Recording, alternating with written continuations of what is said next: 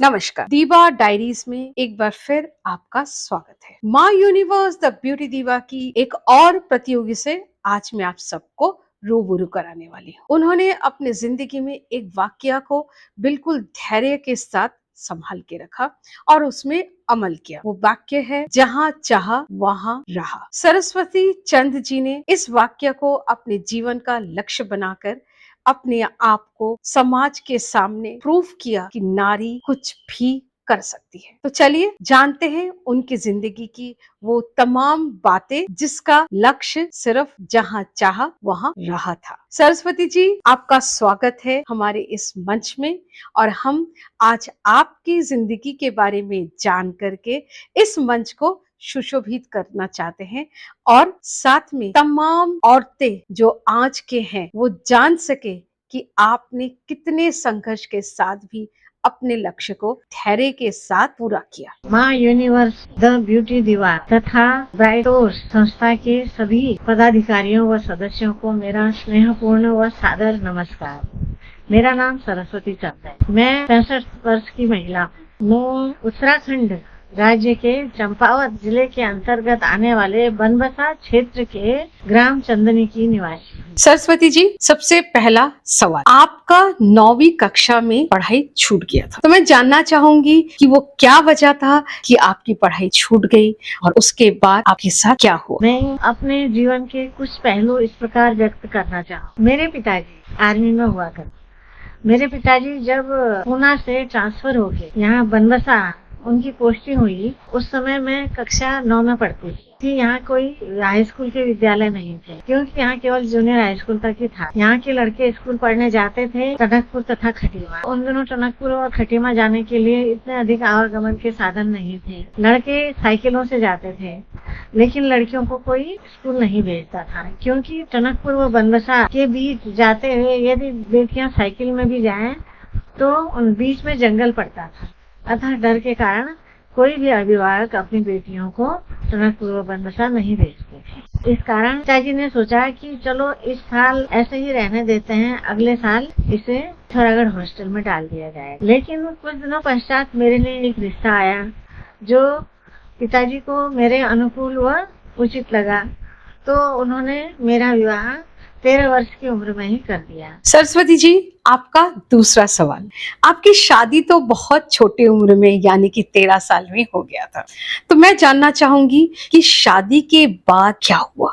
शादी के बाद मुझे सारे काम करने पड़े, क्योंकि जैसा पता है उत्तराखंड में महिलाएं ही आर्थिक रीढ़ की हड्डी हुआ, क्योंकि महिलाएं ही घर, जंगल, खेतों तथा जानवरों का सारा काम करते। पति उनके बाहर नौकरी करने जाते थे, क्योंकि उस समय अर्थव्यवस्था बहुत अच्छी नहीं थी। बिना नौकरी करने पर घर में बहुत ज्यादा अधिक गरीबी की स्थिति से रहना पड़ा। अतः पुरुषों को भी जाना मजबूरी थी तथा महिलाओं का कार्य करना भी उस समय अति आवश्यक था। उसी स्थिति में मैं भी पहुंची थी। मैं भी बहू थी, तो मुझे सारा काम करना पड़ा, जबकि मैंने विवाह से पूर्व कुछ भी नहीं किया था। मेरी माँ कहती थी कि इतनी कम उम्र में इतनी बड़ी क्लास में पढ़ती है, इसके साथ के बच्चे तो केवल 4वीं व 5वीं क्लास में पढ़ते हैं, तो इन किताबों का ही बोझ सहन कर ले, यही काफी है। लेकिन ससुराल में जाने के बाद माँ तो नहीं थी, फिर तो मैंने अन्य बहुओं की तरह ही करना पड़ा। चाहे मैं अन्य बहुओं की अपेक्षा छोटी उम्र की थी, लेकिन शादी के बाद उम्र कोई मान्यता नहीं रखती है। शादी के बाद तो बहू होती है बस। मैंने ये सारा काम करना शुरू कर दिया। मैं घर का भी करती थी, जंगल, जानवरों का तथा खेतों का, जितने भी काम होते थे मैंने सारे काम सीख लिए धीरे धीरे, और मैंने कभी किसी को कोई शिकायत का मौका नहीं दिया। सरस्वती जी, हाई स्कूल का फॉर्म भरना शुरू हुआ और ये बात आपके कानों तक पहुंची, तब आपने क्या किया? आपने किससे परमिशन मांगा और साथ में आपके ससुर जी ने इसका क्या रिएक्शन दिया, हमें विस्तार से बताइए। हाई स्कूल के फॉर्म भरे जाने लगे, मेरे कानों में इस बात की भनक लगी, तो मेरी तो प्रबल इच्छा जागृत हो गई कि मैं किसी तरह से भी हाई स्कूल करूं। तो मैंने अपने पिताजी से कहा, पिताजी मैं पढ़ना चाहती थी, आपने मेरी शीघ्र शादी कर दिया, किसी तरह से भी मैं हाई स्कूल करना चाहती हूँ, चाहे प्राइवेट ही सही।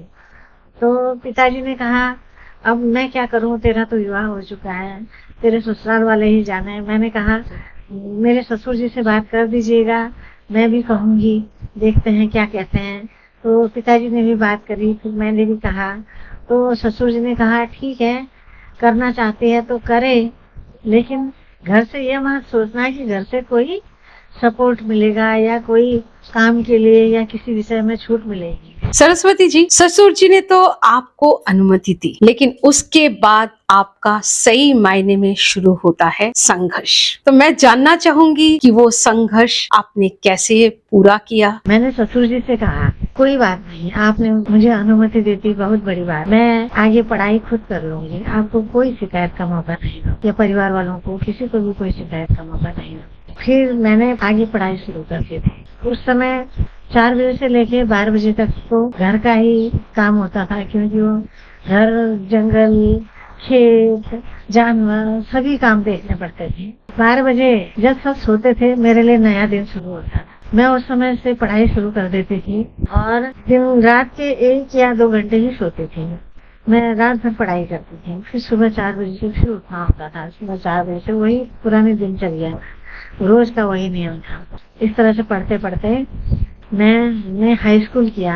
हाई स्कूल किया तो उस समय जबकि हाई स्कूल पास करना लोगों के लिए बहुत बड़ी बात होती थी। रेगुलर स्टूडेंट की हाई स्कूल 3rd डिवीजन से भी पास कर लें तो अपने को धन्य समझते थे। मैंने उस समय भी अच्छे नंबरों से हाई स्कूल पास किया, जबकि स्थिति मेरी यह थी कि मैं पढ़ने को पढ़ लेती थी, याद कर लेती थी, परंतु मैं लिख नहीं पाती थी। मेरी जबकि पहले बहुत अच्छी सुंदर राइटिंग हुआ करती थी, लेकिन लिखने की स्पीड न होने के कारण मैं परीक्षा में नहीं लिख पाती थी, क्योंकि मुझे लिखने का समय तो होता नहीं था, पढ़ते लेती थी। लिखने के लिए मेरे पास इतना समय नहीं था कि मैं प्रैक्टिस कर सकूं।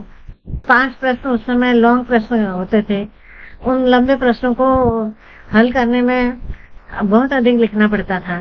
मैं केवल 2.5 या 3 प्रश्न ही मात्र कर पाती थी। मैं बाहर परीक्षा भवन के बाहर आने के बाद मेरे आंखों में आंसू आ जाते थे। मैंने इतनी पढ़ाई करी, मुझे सब कुछ आता था, लेकिन लिख नहीं पाई। जब रिजल्ट आया तो मेरा रिजल्ट अन्य रेगुलर विद्यार्थियों की अपेक्षा मेरा रिजल्ट उनसे बहुत अच्छा था। जबकि आजकल तो प्राइवेट व रेगुलर अलग अलग होते हैं, उन दिनों प्राइवेट व रेगुलर की परीक्षाएं एक समान और एक ही स्थान पर होती थी।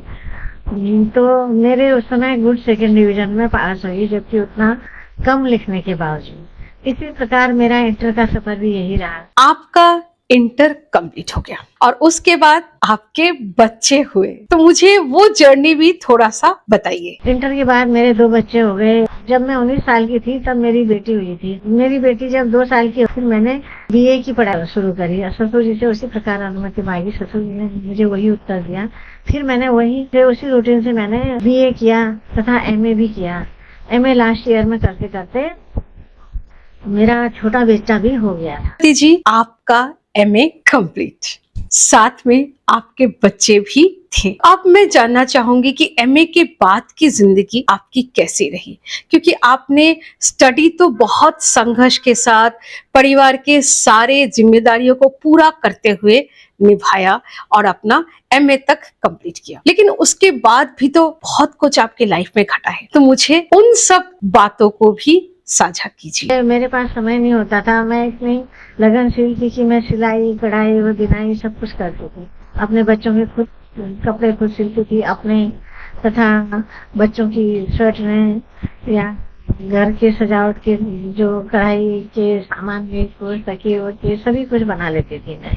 मुझे हर चीज का शौक था, इसी कारण मैं ये सब कर लेती थी। मुझे समय की मेरे लिए कोई कमी नहीं पड़ती थी, क्योंकि मैं लगातार काम ही करती रहती थी। कि रोजगार कार्यालय में यदि रजिस्ट्रेशन करा दिया जाए तो वहाँ से नौकरी के ऑफर आ जाते थे। मेरे लिए इस तरह से कई ऑफर आए, लेकिन घर की वालों की नाराजगी के कारण मैं उनको ज्वाइन नहीं कर पाई। मेरे लिए तो ये मौके तो बहुत अच्छे थे, छूट गए।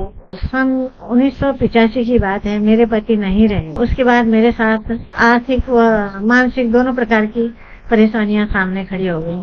तो मैंने एनएचपीसी में नौकरी ज्वाइन कर ली। घर वालों के विरोध के बावजूद भी मैं उस विरोध का मैंने सामना किया और मैंने उस नौकरी को त्यागा नहीं। मैं नौकरी में आगे बढ़ती रही, लेकिन मेरे लिए संघर्ष की घड़ी यहीं पर समाप्त है। मेरा जो छोटा बेटा था वो स्कूल से आते हुए रोड एक्सीडेंट में नहीं रहा। मेरे सिर में तो दुखों का पहाड़ टूट पड़ा, लेकिन मैंने संयम नहीं खोया। लगातार सतत प्रयत्न करती रही, उन बातों को भुलाती रही। इसके बाद मैं एनएचसीसी में जितने भी प्रोग्राम होते थे सभी प्रोग्रामों में भाग लेती थी, तो हाँ मेरा पुरस्कार अवश्य होता था। सरस्वती जी, आप कहते हैं जहाँ चाहा वहाँ रहा। आपने सच में इस चीज को प्रूव किया है। अब मैं आपसे कहूंगी कि 2 शब्द आप मेरे दर्शकों को भी बताएं कि जहाँ चाह वहाँ रहा क्या है। इस प्रकार से मैं कहना चाहूंगी, किसी के पास लगन है, सच्ची दृढ़ इच्छा शक्ति है, तो वह कुछ भी कर सकता है। कहावत है कि जहाँ चाह वहाँ रहा। यदि कोई व्यक्ति परिश्रम करे, लगातार मेहनत करता रहे, एक न एक दिन सफलता उसके कदम अवश्य चूमती है। मैंने बहुत अधिक सफलता तो प्राप्त नहीं की, लेकिन मैं स्वावलंबी जरूर बनी। मैं किसी के ऊपर आश्रित नहीं रही।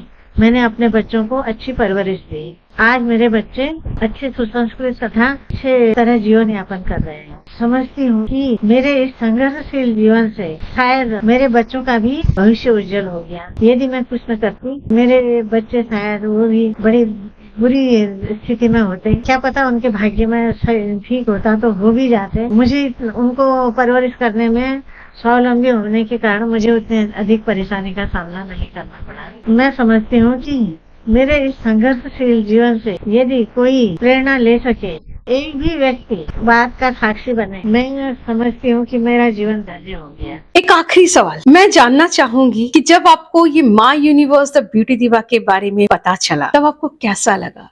आपने क्या सोचा? जब ब्रियातोष संस्था द्वारा आयोजित माँ यूनिवर्स द ब्यूटी दिवा कॉन्टेस्ट के लिए मुझे शामिल किए जाने की जानकारी मिली तो मेरे आश्चर्य की सीमा नहीं रही।